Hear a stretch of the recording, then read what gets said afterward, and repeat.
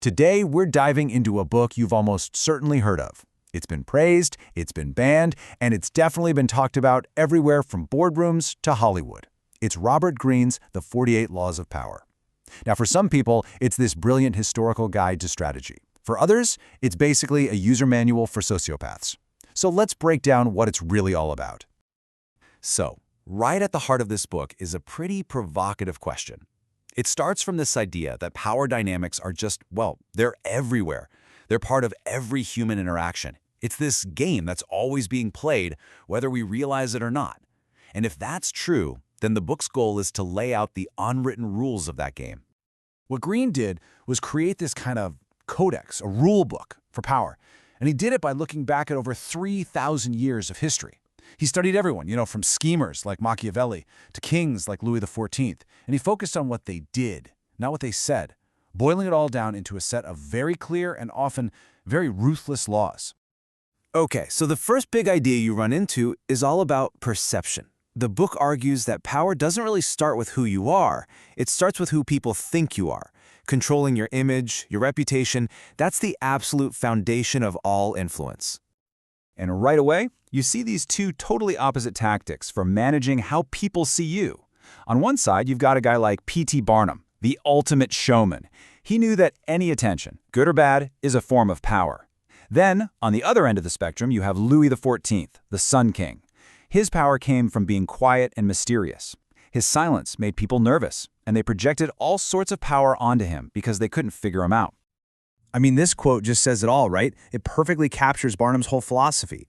According to this law, the worst thing that can happen to you isn't being attacked, it's being forgotten. By grabbing attention, even if it's negative, you stay in the conversation. You're occupying space in people's minds. And that, right there, is a position of power. And this all ties into another huge concept in the book. Your reputation is everything. It is your single most valuable asset. It's not just some passive thing that reflects what you've done. No, it's an active tool you have to use to shape what you're going to do. And you have to guard it like your life depends on it.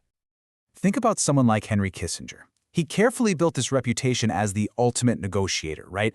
That reputation would walk into the room long before he did. It would disarm his rivals and make them feel like a deal was basically already done. When you have one single powerful quality like that, it becomes your calling card. It does half the work for you. All right, so we've talked about perception. Now we're shifting gears into direct action. And let's be honest, this is where the book gets its really controversial, really ruthless reputation for how to handle your competition. So, this law is all about being smart with your energy. The idea is, instead of fighting an entire group of people who are causing you trouble, you figure out who the real source is.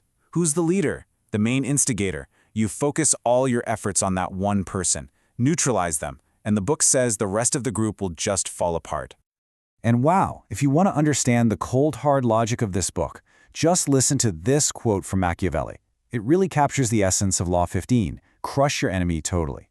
The book argues that if you only hurt your enemy a little bit, you just create someone who's resentful and waiting for a chance to get revenge. A decisive, crushing blow, however, well, that takes away their ability to ever fight back. It's cold, it's pragmatic, and yeah, it is absolutely brutal. But you might be thinking, this book is just about being aggressive and ruthless, right? Well, not entirely.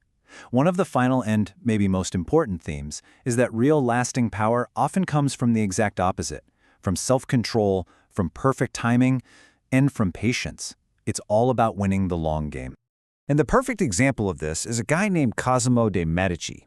He's kind of the poster child for patience in the book. See, he never stormed the castle or had a dramatic takeover. Instead, for decades, he just played the part of a humble citizen and banker, all while quietly putting his friends in powerful positions and building his influence behind the scenes. He knew that power you gain slowly and quietly is often the strongest and most stable. He played the long game, and he won.